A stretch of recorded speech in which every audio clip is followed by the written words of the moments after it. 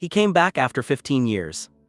A billionaire, a man who built something from absolutely nothing in a foreign country, a man whose name meant something in boardrooms, a man who had done exactly what he promised he would do when he left. And the first thing he did when he got home was fall to his knees and cry. Not from happiness, not from gratitude, from something much harder than that. Now here is what this story is really about.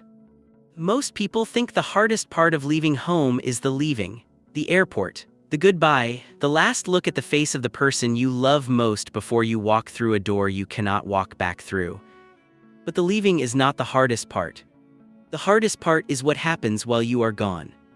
What changes, what breaks, what suffers quietly while you are busy building, what waits for you without telling you it is waiting, what your mother goes through while she tells you on the phone every week that everything is fine. Fine. That word, that one small word that carries so much more than it says. This story is about a man named Kofi. He left Ghana at 23 years old with nothing but a bag, a borrowed amount of money, and a promise he made to the one person who had sacrificed everything for him to have a chance. He told her, "Mama, when I come back, your life will be different." She told him, "I know, go my son." And he went. And he built, and he struggled, and he failed and got back up, and he hustled and sacrificed and kept going through cold nights and empty pockets and every single moment of doubt. And eventually he built something real, something that grew, something that turned into an empire. And then he came back. And his mother was sitting on the side of the road, alone, weak, forgotten by the world, holding a plastic bag like it was the last thing she owned. That moment right there, that is what this story is about, not the money, not the company, not the success. That moment. But I need you to hear the whole thing, because this story does not end on that road, and where it ends is going to surprise you. So stay with me, every section of this story earns what comes after it. Before we go any further, if you are new here, welcome to Fair Folktales. We tell stories that stay with you, like this video right now if the title alone already hit you somewhere real. Subscribe and hit the notification bell so you never miss what we put out. And drop a comment, have you ever come back to something and found it completely different from what you left? Tell us. We read every single one. Now let us begin. His name was Kofi Mensah. Born in 1980 in a small neighborhood called Nima in Accra, Ghana. If you know Accra, you know Nima. Tight streets, compound houses where 5 families share a courtyard, children playing between the washing lines in the evenings, the smell of kelwell from the woman who fries plantain at the corner every night from 6 until she sells out.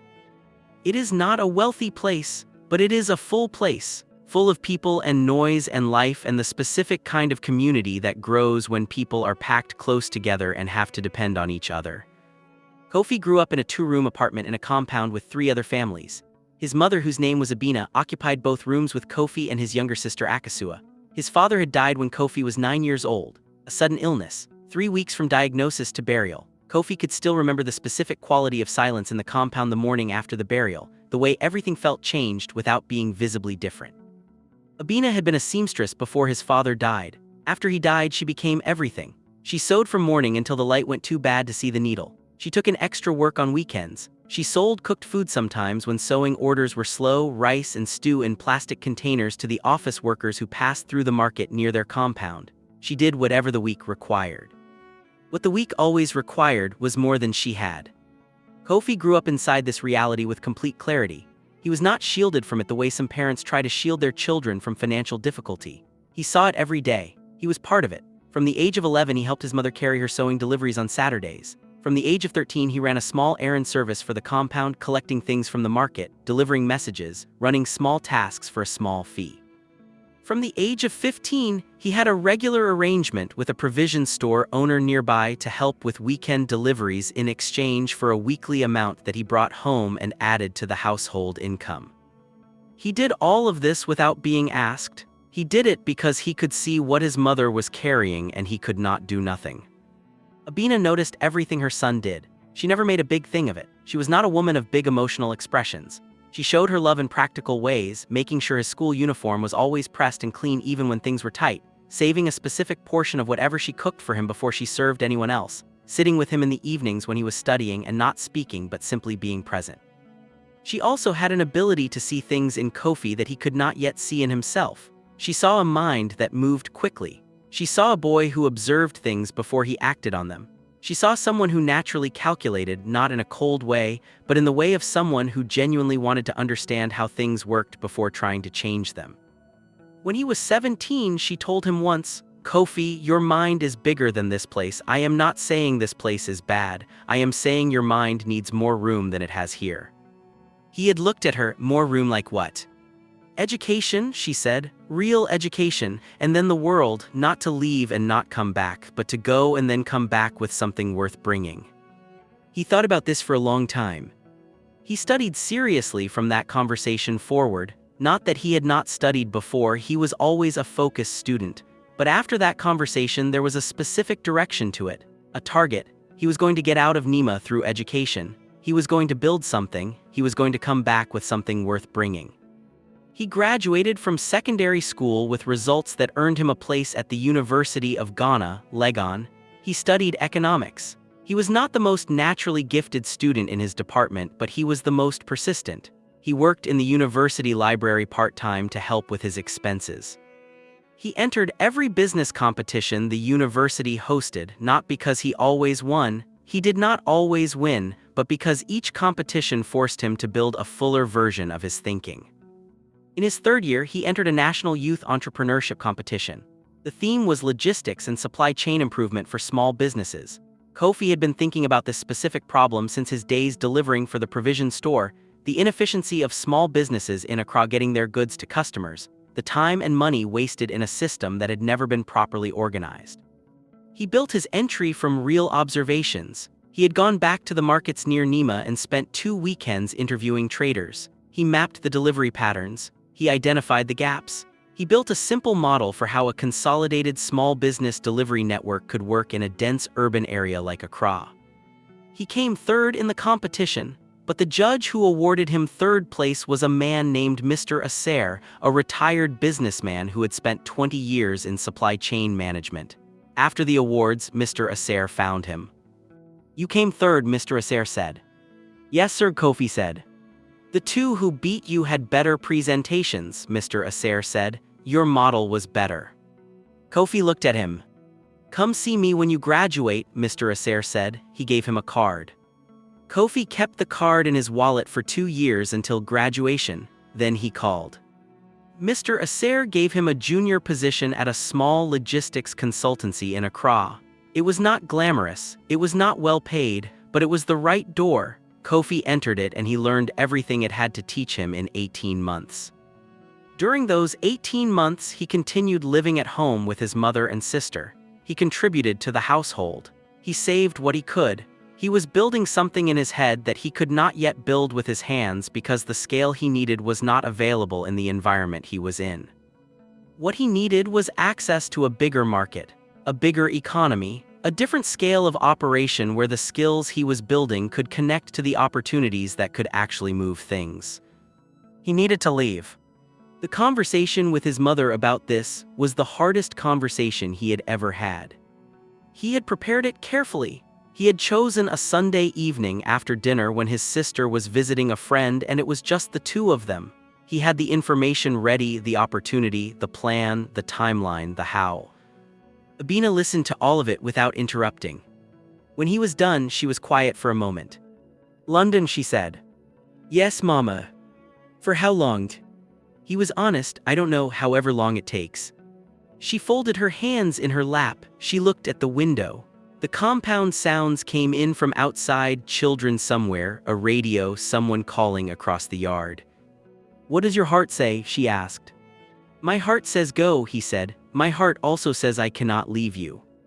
She looked at him then. "Those two things can both be true," she said. "And the way you honor both of them is to go and to never forget that you went because she is why."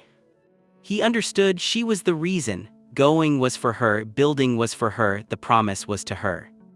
"I will send money every month," he said, "every single month, and I will call every week." "I know you will," she said. "Mama." "Kofi," she said his name the way she always said it, both syllables clear and full.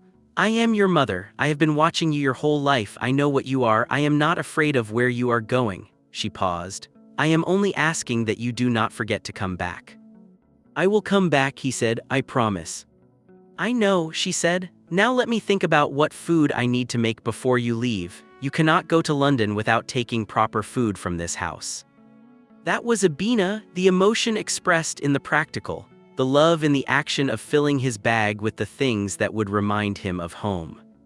He left 3 weeks later. The money for the ticket was part his own savings and part a contribution from his mother that she had been setting aside secretly for over a year. He found out about the savings when she pressed the envelope into his hand at the airport.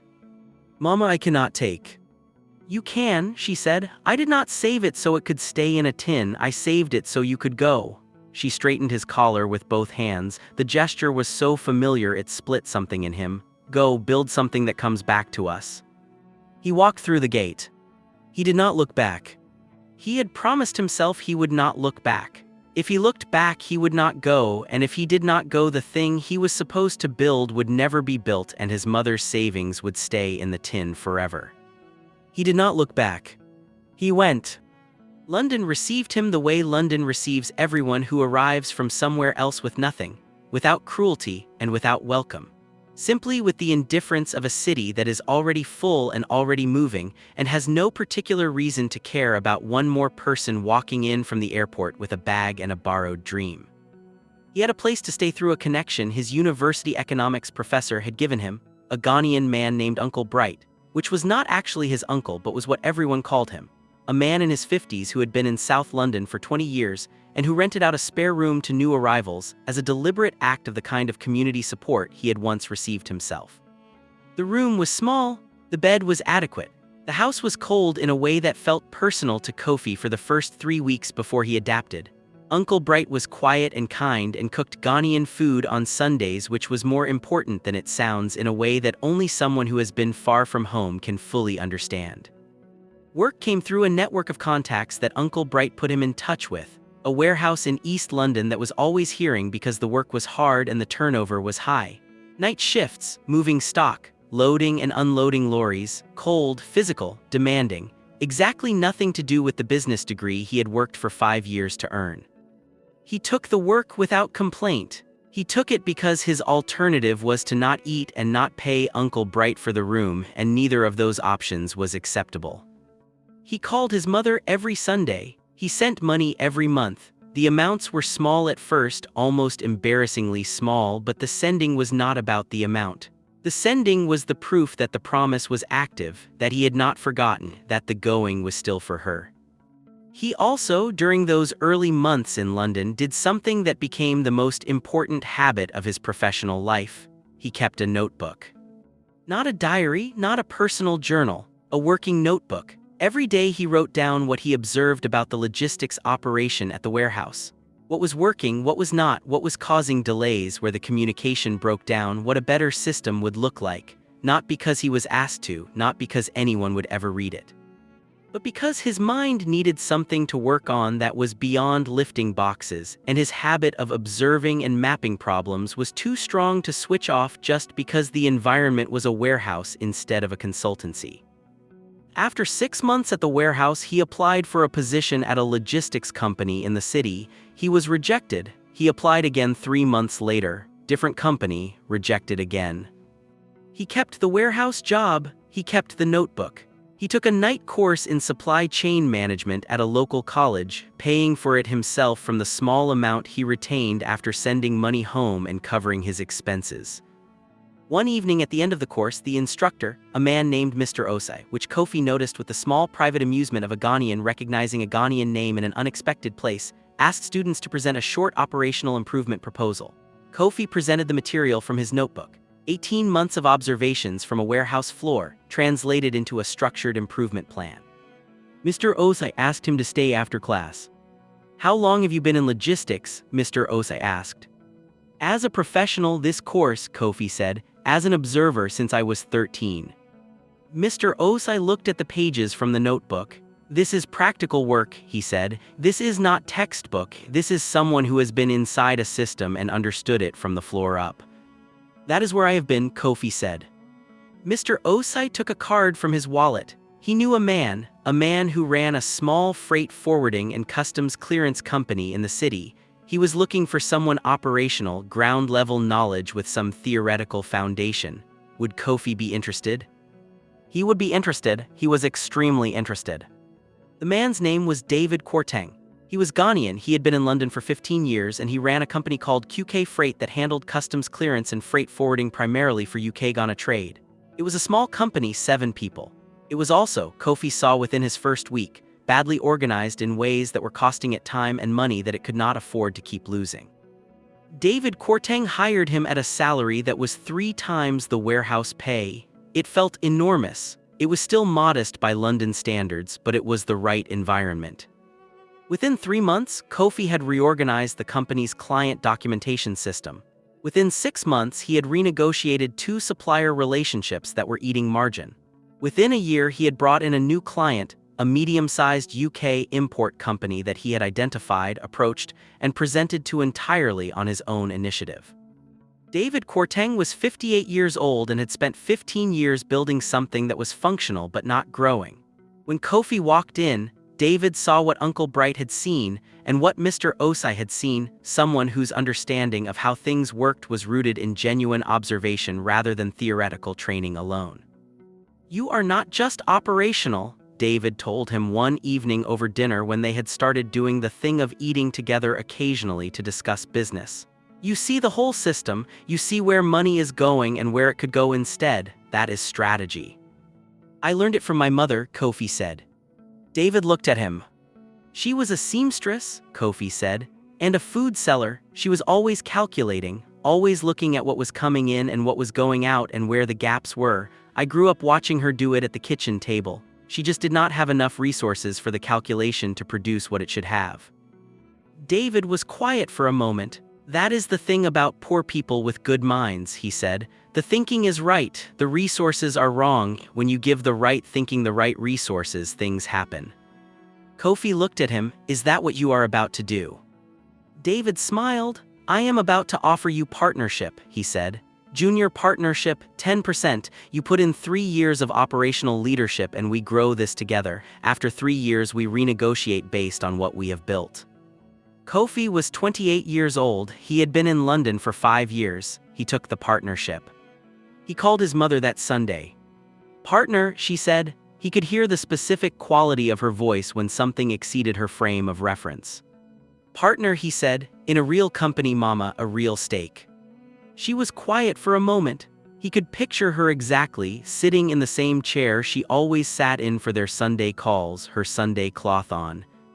The sounds of the compound in the background. "Kofi," she said. "Yes, mama. Your father would be very proud of you right now." He almost could not answer. "Thank you, mama," he said.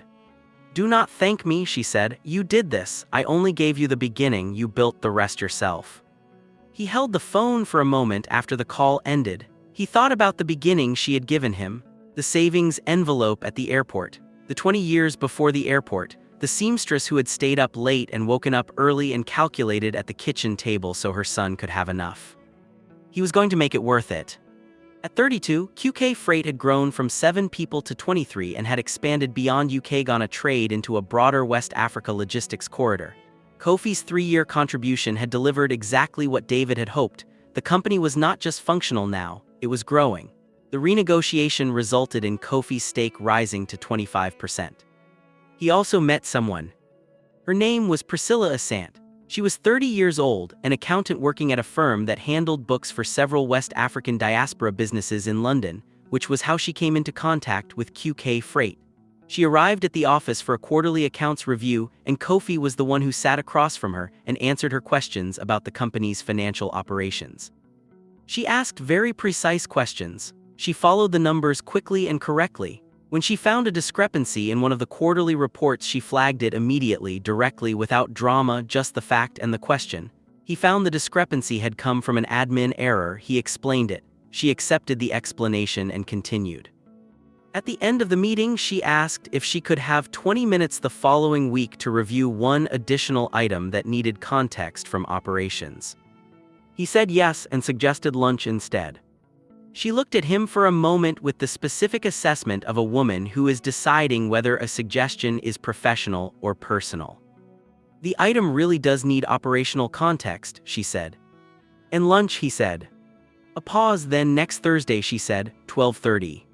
She arrived at 12:29. They talked for 2 hours, not about the accounts, about Ghana, about Accra, about her family in Kumasi, about his mother, about what it meant to be building in a foreign country with the weight of home always on your back, about whether success in London meant anything if it had not also changed something back where you came from. My grandmother used to say, Priscilla said, that a tree can grow tall anywhere if it has good roots, but it belongs to the soil where its roots are. He looked at her. What do your roots say to you? That I need to go back eventually, she said. Not soon, but eventually, when what I am building here is strong enough to mean something there. That is exactly what I think, he said. She looked at him. How long have you been in London? 9 years, he said. And you still think about going back?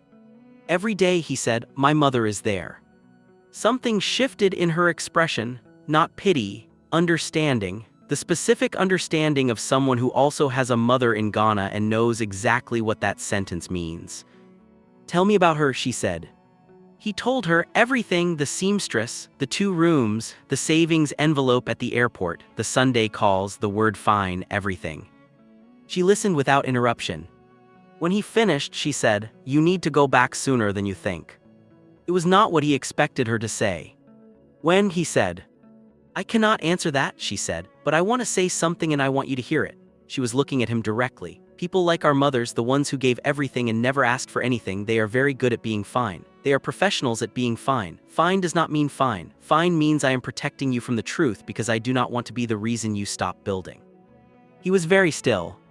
I am just saying, she said, that the calls are not enough, and the money is not enough, and eventually enough has to mean being there. He thought about those words for a long time after that lunch. He turned them over in his mind in the weeks that followed. He increased his calls from once a week to 3 times a week. His mother always answered. She always sounded fine, fine, fine. But Priscilla's voice was in his head. Fine does not mean fine. He and Priscilla became what they were going to become. Slowly, properly, with the specific care of 2 people who had both seen enough to know not to rush what matters. She was precise and warm and grounded, and she challenged him in ways that made him better without ever making him feel diminished. She was also, he discovered over time, the person who would tell him the truth about himself at the moments he most needed to hear it, which was the rarest and most valuable thing one person can offer another. At 36 he proposed. She said yes. She then said, When we get married, I want to go home, not to visit, to live, at least for a significant time. Ghana, he said. Ghana, she confirmed. I want our children to know where they come from before they discover where else they can go. I agree, he said. Good, she said, because I was going to propose it regardless. He smiled. I know, he said. The business by 37 was a different thing entirely from what he and David had built together. A private equity firm had approached them 2 years earlier about a partial acquisition. Kofi had managed the negotiation. David, who was now 64 and thinking about retirement, had deferred to him on the terms. The deal was completed. The valuation was significant. He was, at 37, a millionaire. By 38, with the company continuing to grow and the PE relationship generating further investment, the number had gone beyond that threshold. He was building towards something that no longer needed him to be in London to function. The operational leadership he had built over 13 years was capable of running the company. He had a management team he trusted. He had systems in place. He had David, who remained as a chairman with light responsibilities, and he had the PE firm as partners. He had what he needed to go back. He began planning it 6 months in advance. The property arrangement in Accra, the company structure that would let him operate as Group CEO from Ghana while maintaining the London relationships, the timeline. He told no one in Ghana the specific date of his arrival. He wanted to see things as they were without anyone having time to arrange them differently. He wanted to arrive at his mother's door unannounced, to see her face before she had time to prepare it. He booked the ticket. He packed the bags. He held Priscilla on the last night in London before the flight and he said, I am ready. She held him back and said, "I know, go first, I will come in 10 days. "Why not together?" he said. "Because you need to go to her first," she said. "Alone, that is a moment between a mother and a son. I will come after." She pulled back and looked at him. "Go, Kofi." He went. This story is only getting bigger from here. Subscribe right now and hit the notification bell so you catch everything we put out. The flight from London to Accra was 6 hours and 40 minutes. He had made this flight twice in 15 years, both times briefly, both times with a destination in his mind that was not fully Nima, not fully his mother's compound, but rather a combination of business meeting and obligatory family visit compressed into a few days. This time was different. This time he had no business meeting, no compressed schedule, no returning flight that was already booked before he landed. This time he was going home. He sat in his seat and looked out the window as Africa appeared below the plane. The specific color of it from the air, the red soil, the green canopy, the particular quality of the light over the continent that he had not been able to find anywhere else in 15 years of living beneath gray London skies. He felt something release in his chest, something that had been held for a very long time. At Kotoka International Airport in Accra, the heat hit him when the plane door opened. He stood at the top of the stairs for a moment before descending. He had forgotten this. The specific way Ghana heat wraps around you, not hostile, just present, completely present, the air itself welcoming. He did not make a big arrival, no announcement, no car sent from a company. He took a taxi from the airport, a regular taxi. He gave the driver the address of the compound in Nima. He had arranged nothing in advance about his arrival. He had called his mother 3 days before and told her he was coming soon. She had said, "I will be waiting." He had not given her a specific day. He had said soon and she had said, "I will be waiting," and that was where they had left it. The drive from the airport to Nima took about 40 minutes through the Accra traffic that had grown significantly in 15 years, but retained its specific character, dense, noisy, creative in its navigation of itself. He pressed his face slightly toward the window. He was watching for things he remembered, the specific shape of certain buildings, the particular cluster of roadside sellers near a junction he used to pass on the way to secondary school, the church on the corner with the painted wall that had been repainted but was still recognizably the same building. There was also something else he was doing, though he was not fully aware of it yet. He was reading the area, the way things looked, the condition of things, whether the neighborhood felt the same as it had felt 15 years ago or whether it had the quality that some parts of Accra had acquired, the quality of gradual improvement that came when money and development finally reached a place. Nima looked the same, not badly the same, just unchanged, the same streets, the same density, the same compound houses with the same washing lines and the same narrow paths between buildings. The same roadside economy, the women selling kenki, the men repairing phones, the children moving through it all. Unchanged. He was not sure what he had expected. Some acknowledgement, maybe, from the physical environment that 15 years had passed and things had moved. But the streets did not do that. They were what they had always been, which was in its own way reassuring and in another way slightly sorrowful. The taxi turned into the road of the compound. The driver slowed because the road was narrow. That was when Kofi saw the small group of people. Not a crowd, maybe 5 or 6, standing near the side of the road looking at something near the wall of a shop that had its shutters down. He saw it without understanding it immediately. An old woman sitting low near the wall, her back against the concrete, her legs stretched slightly in front of her. She was holding a plastic bag against her chest. Her cloth was thin and old. Her head was covered loosely. She was sitting the way someone sits when they are very tired, not resting, tired in the deep way, the way of someone whose body has been carrying more than it can carry for longer than it should. The taxi was moving past. Kofi said, "Stop." The driver looked in the mirror. "Sir." "Stop the car." The driver stopped. Kofi sat for one moment, just one moment, looking through the window. The woman had not looked up. She was looking at the ground or at the bag or at nothing specific. Her head was bowed slightly. He opened the door. He walked toward the group. They moved slightly as he approached, the clothes, the quality, the way he carried himself, all of it communicating without words that this was someone from a different situation from theirs. He moved through the small gap they made. He stopped. She had not looked up yet. He looked at her hands first. They were resting on the plastic bag. He knew those hands. He had watched those hands press a school uniform flat on Saturday mornings. He had watched those hands count money on a kitchen table on Sunday evenings. He had watched those hands press an envelope of savings into his grip at an airport 15 years ago. He knew those hands before he saw her face. "Mama," he said. Her head came up slowly. He could see it happen the moment recognition moved through her face. It was not fast, it was gradual, the way dawn is gradual, the light coming before you fully see it. Then it arrived. "Kofi," she said, a whisper, his name and her voice spoken with everything she had not said in 15 years of fine. He went down on his knees in front of her on the road. He was a man who had sat in the offices of finance directors and negotiated deals worth millions without his voice shaking. He had stood in rooms full of men who were trying to find his weakness and had not given them a single moment. He had built a company from one borrowed desk in a freight forwarder's office to a 40-person operation with offices in 2 countries. He went down on his knees on the road in Nima, and he held his mother's hands and he broke. Not loudly, not dramatically, but completely, the kind of breaking that is a release rather than a collapse. The kind that happens when something you have been holding for a very long time finally finds a place to land.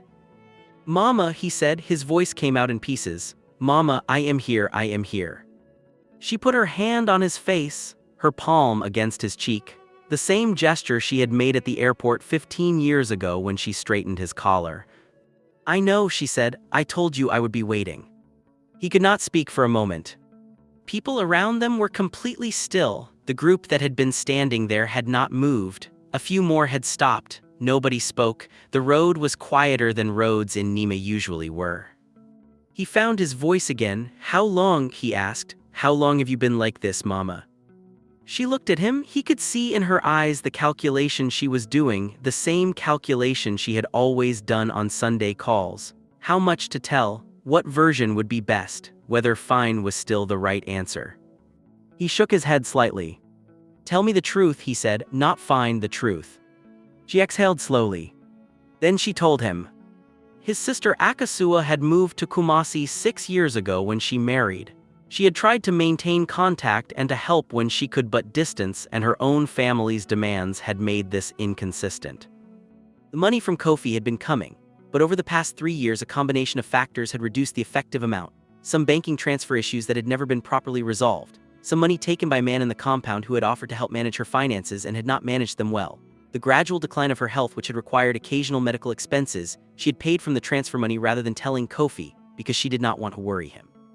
She had been selling her belongings slowly over 2 years, first the good cloth, then the sewing machine because her hands had become too painful to sew properly, then the small items that had accumulated over a life. She still had the 2 rooms in the compound, but the rooms were nearly empty now. She had been coming to this spot near the road on some mornings when the food was finished. Not every day, some days, because the market women nearby who knew her sometimes gave her food, and sometimes strangers helped. And on the days neither of those things happened, she sat and waited and trusted that tomorrow would be different. She told him all of this matter-of-factly, not performing suffering, just reporting what had happened the way she had always reported things, clearly, without decoration, trusting that the person listening could understand the information without needing it performed. He listened to every word. When she was finished, he did not say anything for a moment. He was holding her hands and looking at her and understanding with full force now what Priscilla had told him over lunch years ago.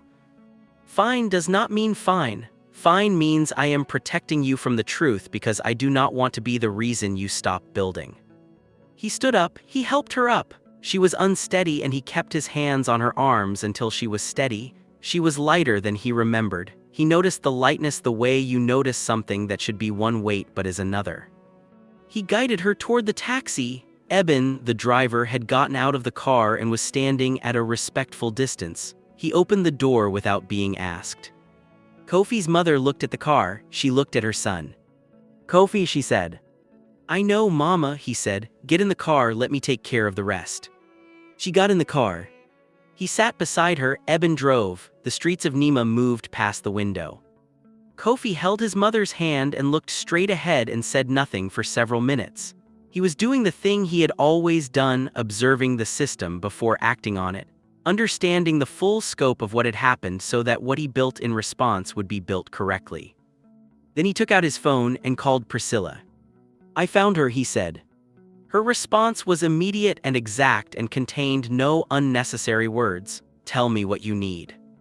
"I need you here sooner than 10 days, he said. "I will check flights tonight," she said. "Thank you," he said. "Kofi," her voice shifted slightly, lower, the private voice, "is she okay?" "She will be," he said, "she will be." If this story is doing something to your chest right now, that is the point. Subscribe and leave a comment, we want to hear what you are thinking. Priscilla arrived 5 days later. He met her at the airport. She came through the arrival's door with her single carry-on bag and the same specific efficiency she brought to everything, and she looked at his face before she said anything. "You have not been sleeping," she said. "Not much," he said. She hugged him once, then she said, "Take me to her." His mother was staying in a hotel suite he had arranged in a clean, proper hotel in a central Accra neighborhood. Not extravagant. Good, clean, safe, well-staffed. The kind of place where someone could be looked after properly while plans were being made. When they arrived, he opened the hotel room door and Priscilla walked in, and his mother was sitting in the armchair near the window, dressed in a new cloth he had bought her 2 days ago, eating a proper meal from room service. Priscilla went to her directly. She sat on the edge of the bed across from the armchair. She did not do a formal greeting. She just looked at Kofi's mother with the kind of honest attention that does not perform anything and said, "He talks about you constantly, every conversation, every important moment, you are in all of it." His mother looked at her, then she looked at Kofi, who was standing in the doorway. "She is the one," she said. "She is the one, Mama," he said. His mother looked at Priscilla again. A long, reading look, the look of a woman who has raised a son and knows what he needs even if he took a long time to find it. "Sit closer," she said to Priscilla, "you are too far." Priscilla moved to the edge of the armchair's footrest. His mother reached out and took both of Priscilla's hands and looked at them. "You work hard," she said, "I can see it in your hands." "My mother's hands too," Priscilla said. His mother nodded once, satisfied. Something settled in the room. The next 6 weeks were the most productive and the most humbling weeks of Kofi's professional life. He had managed complex operations and difficult negotiations and large financial transactions. None of it had required what these 6 weeks required, which was patience combined with care, care combined with honesty, honesty combined with the knowledge that the person you were caring for was not a problem to be solved, but a person to be restored. The medical first, a doctor who was recommended by the hotel, a proper examination. Abina had a chronic condition in her joints that had been unmanaged because she had not had consistent medical care. She had nutritional deficiencies. She had the specific accumulated fragility that comes from years of irregular meals and inadequate rest. None of it was irreversible. All of it required consistent care and proper management. The doctor gave them a clear plan. Kofi followed it completely. Food, Priscilla took over this personally. She had grown up watching her own mother cook, and she had kept the knowledge and used it deliberately. She cooked for Abina every day, not the hotel kitchen food, her own cooking. She brought the ingredients and the pots, and she cooked in the hotel suite kitchen, and Abina, who had been a seamstress and a food seller, sat at the counter and watched and commented and corrected Priscilla's technique. "Too much salt," Abina said on the 3rd day. "My mother says the same thing," Priscilla said. "Because it is true," Abina said. It was the first time Kofi heard his mother sound like herself since he had found her on the road. The specific quality of voice when someone is engaged and opinionated rather than simply surviving. He was standing in the doorway of the kitchen when it happened, and he had to step back into the corridor for a moment. Priscilla found him there 2 minutes later. "Are you okay?" she said. "Yes," he said. He was not sure this was fully true. "She is coming back," Priscilla said. "That is what you are hearing, she is coming back." "I know," he said. "That is a good thing," she said. "I know," he said again. He stopped. He started again. "I know how it happened. I know the banking problem and the compound man and all of it, but I also know that if I had been here." "Stop," Priscilla said. "Pressy." "Stop," she said again, not harshly, firmly, with the love that sometimes looks like firmness because that is what the moment needs. You were building for her. You could not have known because she made sure you could not know. That was her choice. You can spend the next 10 years in guilt, or you can spend the next 10 years making it right. She held his gaze. Which one helps her? He was quiet. The second one, she said. Obviously the second one, so let us do the second one. He looked at her, he thought not for the last time and not for the 100th time about how fortunate he was. You are very difficult sometimes, he said. I know, she said. You need difficult sometimes. Now come inside. She is going to teach me how to make Kontemeyer stew and she specifically asked for you to be there. He went inside. The house situation required careful thought. His first instinct had been to build something large and obvious, a statement house, the kind that says I have done well and I want everyone to see it. Priscilla talked him out of this in a single conversation. What kind of house does she want? Priscilla asked. He thought about it honestly. She would not be comfortable in something too big. So build something she is comfortable in, Priscilla said, not something that makes you feel better about the years you were away. He looked at her. Those are two different motivations, she said, and they produce two different houses. He thought about his mother at the kitchen table with the money spread out on a Sunday evening.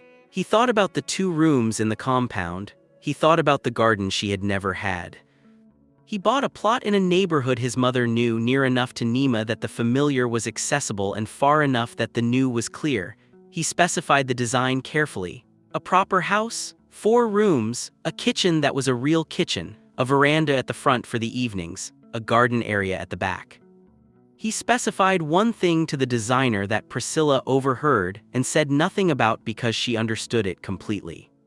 He wanted a room with good light for sewing, even if Abina's hands could no longer manage the needle, a room that honored what her hands had done. He had the house built in 4 months. He was there every week checking the progress. He was there when the walls went up. He was there when the roof went on. He was there when the tiles went down and the paint went on and the kitchen fittings were installed.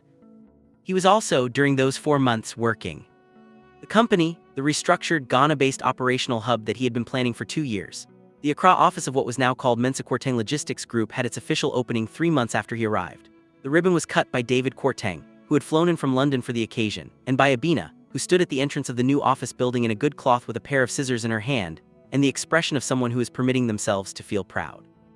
Kofi stood beside her and watched her cut the ribbon and watched the small crowd of staff and partners and invited guests clap. He watched his mother hold the scissors and cut through the ribbon with the steady hands that had once cut fabric for other people's clothing for 20 years, and he felt the specific satisfaction of a moment where the past and the present are fully in the same room. Priscilla was beside him. She found his hand without looking for it. Good, she said quietly. Good, he said. The day Abina moved into the house was a Wednesday in the middle of October, which in Accra is neither raining nor too hot. The specific mild quality of the harmattan beginning to arrive, the air slightly drier, the mornings more comfortable. Kofi drove her himself. He did not announce the day in advance. He simply said on Tuesday evening, tomorrow we are going to see the house again. She had seen it twice during construction, each time with the slightly distant expression of someone viewing something they are not yet sure is real. They parked outside the gate. He got out and opened her door. She got out slowly using his arm. She looked at the house, the clean painted exterior, the veranda, the small garden area at the front with young plants already in the ground, the gate with her name on the small plaque beside it, Abina Mensa. She stood very still. The garden, she said. The back garden is bigger, he said, for planting, properly planting. She looked at him. You remembered. I remembered everything, he said. He walked her through the gate, through the front garden, up the 2 steps to the veranda, through the front door. She stood in the living room. It was furnished simply and warmly, good chairs, a proper rug, curtains that let in the morning light, photographs on the wall. He had gathered photographs from the family. His sister Akasua had sent some from Kumasi. There was one photograph from his childhood that he did not know had been kept, a picture of the 3 of them, his parents and himself as a small boy, standing in front of the compound. He had framed that one himself. He had placed it at the center of the wall. Abina saw it immediately. She walked to it slowly. She stood in front of it for a long time. He watched her stand in front of the photograph. He watched her reach up and touch the frame with one hand, just the frame, just the edge of it, not the glass, just the wood around the image. She said nothing for what felt like a long time. Then she said without turning, he would have liked this house. I know, Kofi said. He was a quiet man, she said. He did not need big things, he needed good things, solid things. She turned and looked at Kofi. You are like him in that way. He did not know what to say. He had not thought of himself as like his father in any way because his father had been gone since he was 9, and the gaps of what he had not known about his father were larger than what he had known. But his mother said it with the certainty of someone who had known both of them and could see what was invisible to Kofi himself. Show me the rest, she said. He showed her each room. The kitchen, she ran her hand along the counter and opened the cooker and looked at the gas connections and nodded with the specific assessment of a woman who has cooked seriously all her life. The bathroom, she checked the water pressure with the direct practicality of someone who had lived for 20 years in a compound where water pressure was not guaranteed. The bedrooms, she chose hers by standing in the doorway of each one and deciding in approximately 15 seconds which had the right quality of morning light. Then he showed her the last room. He opened the door, natural light came in through a large window. The room was mostly empty except for one thing against the far wall. A sewing machine, a proper one, not an old manual machine but a good quality modern one set up on a solid table at the right height. Good light falling on the work surface, a stool in front of it at the right height. Abina stopped in the doorway. She was quiet for a long time. My hands, she said quietly, they are not what they were. I know, Kofi said, but it is there if you want it on any day for any reason. She walked to the machine slowly. She sat on the stool. She put her hands on the machine, not to use it, just to touch it, the way she had once touched the table in the hotel room, establishing something as real. She sat there for a moment with her hands on the sewing machine and she was somewhere else entirely, somewhere in the past, somewhere in the 2 rooms of the compound, somewhere in the 20 years of work that had paid for everything. Then she came back. You are too much, she said. The same thing Kofi's mother Roseline had said in the other story, because it is what mothers say when their children give them something that exceeds what they know how to receive. He smiled. I learned it from you, he said. She turned on the stool and looked at him, really looked at him. The full looking, the way mothers look at children who have been away for a long time and who are finally standing in front of them in full. You are thin, she said.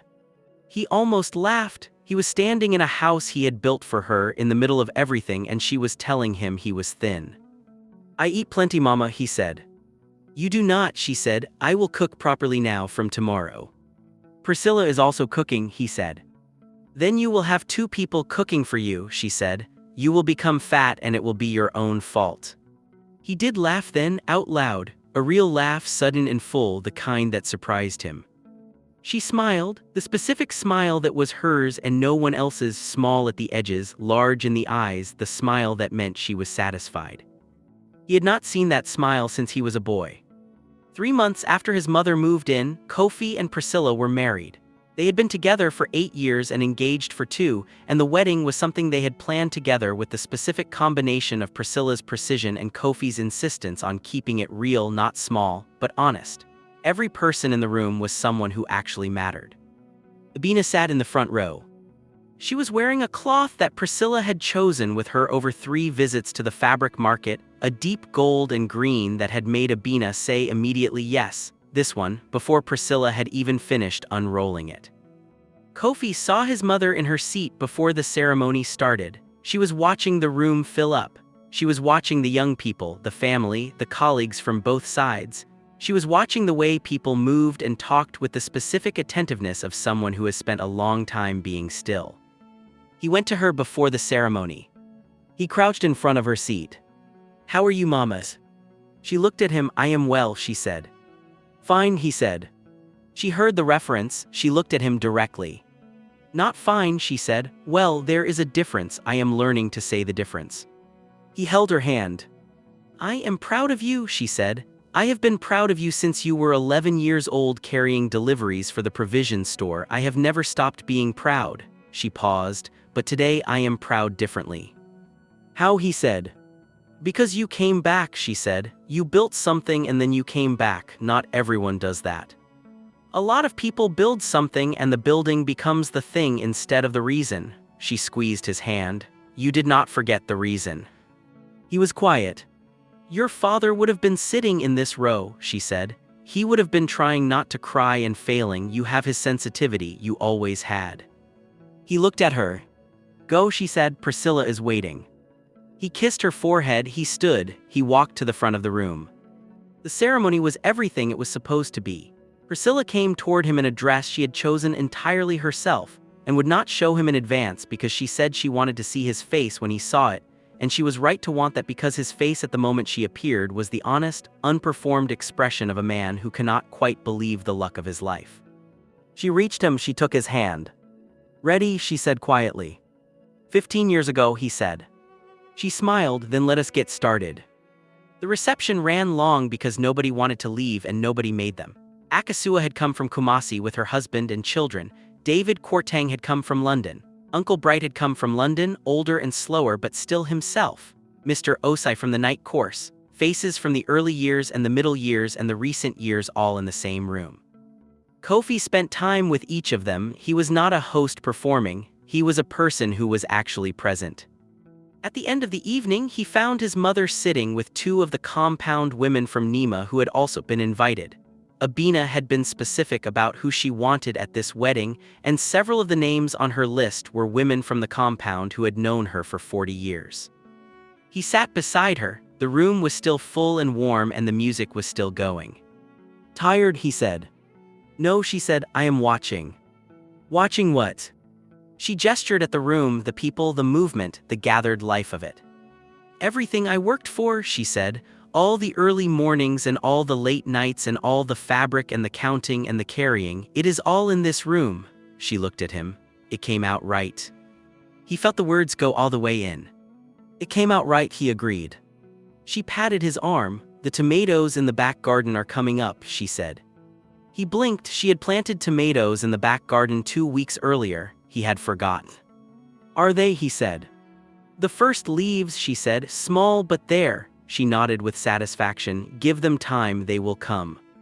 He looked at his mother. He looked at his wife across the room who was talking with Akasua and laughing. He looked at the room full of the people who had made the 15 years meaningful. He thought about the boy who had walked through an airport door with a bag and a promise and no guarantee of anything. He thought about the road in Nima where he had gone down on his knees and broken in a way that was not defeat but release.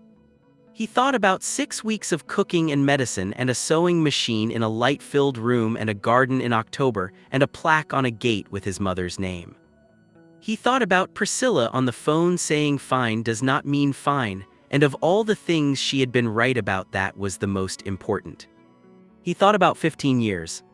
He thought about what they had built and what had almost been lost while the building was happening and what it had taken to bring both things back together. He thought about the tomatoes.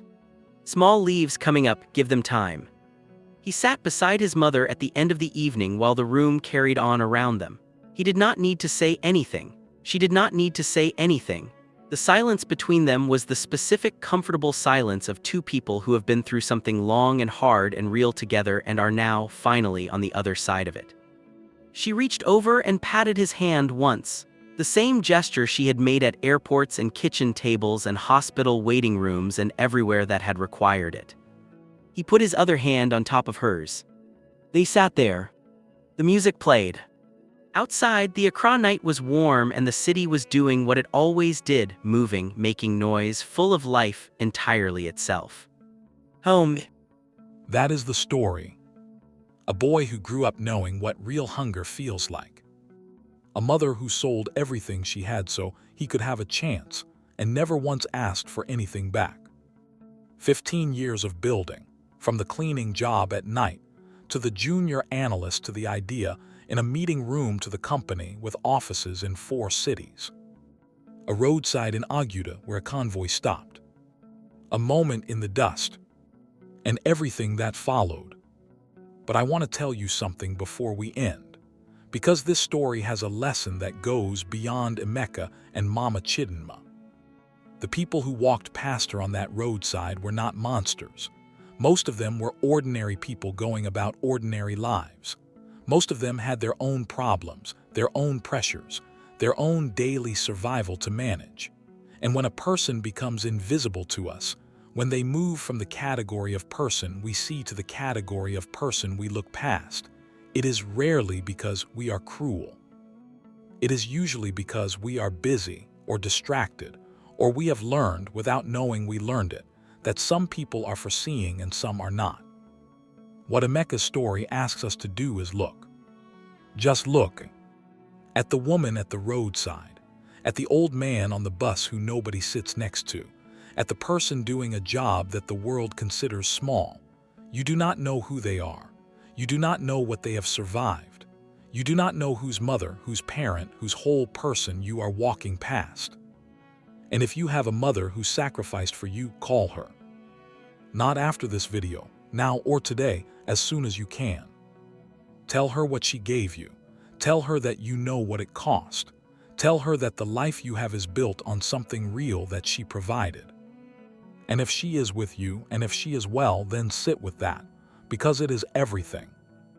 This has been Tribal Tales Hub. Every story we tell is about real people, real pain, real hustle, real love. If this story stayed with you like this video, please. It takes 1 second and it tells us that these stories matter.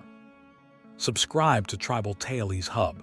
We bring you a new story every week. Stories that stay with you. Hit that bell so you never miss one. Comment below, tell us about your mother. Tell us one thing she did for you that you will never forget.